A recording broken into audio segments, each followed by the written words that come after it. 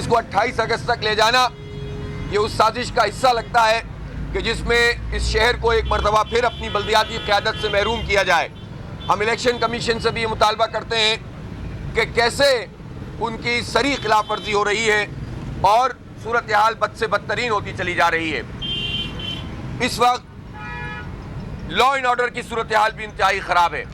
ابھی کل ہی یہاں بندانی کالونی میں ایک مرڈر ہوا ہے اور ہم یہ چاہتے ہیں کہ پولیس اس طرح نوجوانوں کے قتل کے اوپر خاموش تماشائی بننے کے بجائے قاتلوں کو کیفر کردار تک پہنچائے۔ جہاں پر یہ کھنڈر بن جاتے ہیں وہاں پر لوٹ مار کرنے والے اکٹھے ہو جاتے ہیں اور یہ دیکھتے ہیں کہ چونکہ گاڑیاں اور بائک سلو ہو رہی ہیں وہیں پر چھینا جھپٹی شروع ہو جاتی ہے۔ یہ پولیس اور رینجرز کہاں ہوتی ہے؟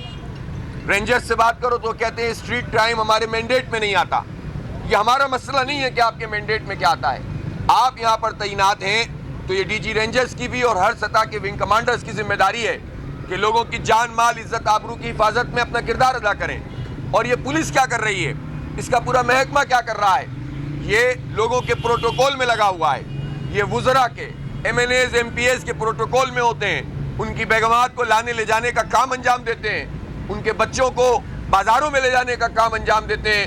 کراچی کے شہریوں کے لیے ان کے پاس جو ہے وہ وقت بھی نہیں ہے اور آپ دیکھیں کہ کتنے اخراجات ان اداروں کے اوپر آتے ہیں۔ اس لیے ہم یہ سمجھتے ہیں کہ کراچی جس کو لاوارث بنا دیا گیا ہے اس پر شہر کراچی کے لوگوں کو احتجاج کی صدا بھی بلند کرنی چاہیے اور جماعت اسلامی جو کراچی کے حقوق کی تحریک لے کر چل رہی ہے اسی لیے ہم جو ہے وہ یہ تحریک لے کر چل رہے ہیں تاکہ لوگوں کو سہولت ملے۔ اب وہ لوگ کہ جو اس وقت ان کھنڈرات سے پریشان ہیں اور پورے کے پورے جو ہے وہ ٹریفک جام ہو جاتی ہے، اذیت کا شکار یہ شہری ہو گئے صبح سے لے کر شام تک، اسی لیے فرسٹریشن ان کی آتی ہے۔ اگر یہ لوگ آپس میں لڑنے کے بجائے اگر پورے شہر کراچی کے لوگ ان ظالموں کے خلاف اٹھ کر کھڑے ہو جائیں اور ان کا ناطقہ بند کر دیں تو پھر ہمیں ہمارا حق ملنا شروع ہوگا۔ اور یہی وہ چیز ہے جو جماعت اسلامی لوگوں کو ساتھ لے کر چل رہی ہے۔ اس وقت شہر کراچی کا ایک بہت بڑا مسئلہ ان دکانداروں اور ریٹیلرز کے اوپر ایک ناجائز طریقے سے ٹیکس مسلط کرنے کا مسئلہ ہے۔ یہ کہہ کر لوگ جان نہیں چھڑا سکتے کہ ٹیکس دینا ہر ایک کی ذمہ داری ہے۔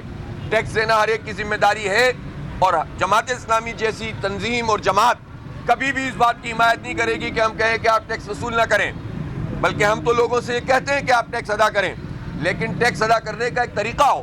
جب تمام تاجر تنظیموں نے اور چیمبر آف کامرس نے یہ بات حکومت سے کی کہ آپ فکس ٹیکس لگائیں لیکن اس کا کوئی ضابطہ طے کریں، انہوں نے ایک فائنینس بل کو جواز بنا کر انہوں نے اس طرح کا کام کیا کہ زبردستی سب سے پہلے کے الیکٹرک کے بلوں میں یہ ٹیکس جو ہے وہ لگا دیا۔ اس کے نتیجے میں لوگ پریشان ہو رہے ہیں، اس کے نتیجے میں لوگوں کے بل جو پہلے ہی کے الیکٹرک اوور بلنگ کر کے اور ان کو جو حکومت اور نیپرا سے مراحت ملتی ہیں، ہر طرح کا فیول ایڈجسٹمنٹ چارجز ان کو مل جاتا ہے۔ ابھی کل ہی جو ہے وہ 9 سے 11 روپے کی منظوری دی گئی ہے، ویسے ہی لوگ بل بلا رہے ہیں اور اس میں زبردستی کا ایک ٹیکس لگا دیا جائے گا کہ جس کے نتیجے میں بجلی کا بل اور بڑھ جائے گا تو یہ شہری کہاں جائیں۔ اس لیے ہم حکومت سے یہ مطالبہ کرتے ہیں کہ یہ ناجائز بل فوری طور پر ختم کیا جائے، اس لیے کہ جائز بل سے اور جائز ٹیکس سے کسی کو اعتراض نہیں ہے، طریقہ کار پر جو ہے وہ اختلاف ہے۔ اور حیرت کی بات ہے کہ ایف بی آر نے ابھی تک اس کا کوئی نوٹیفیکیشن جاری نہیں کیا، اس کی ویب سائٹ پہ موجود ہی نہیں ہے۔ صرف بل پاس کر کے اگر آپ اس طرح لوگوں کو دبائیں گے اور وہ شہر کراچی جو پہلے ہی ٹیکس ادا کر رہا ہے، آپ ایف بی آر کی سائٹ پہ جائیں آپ کو پتا چلے گا کہ ریٹیلرز کا اور چھوٹے تاجروں کا ٹیکس جو پورے پاکستان سے کلیکٹ ہوتا ہے کراچی میں 80 to 90% کراچی دیتا ہے۔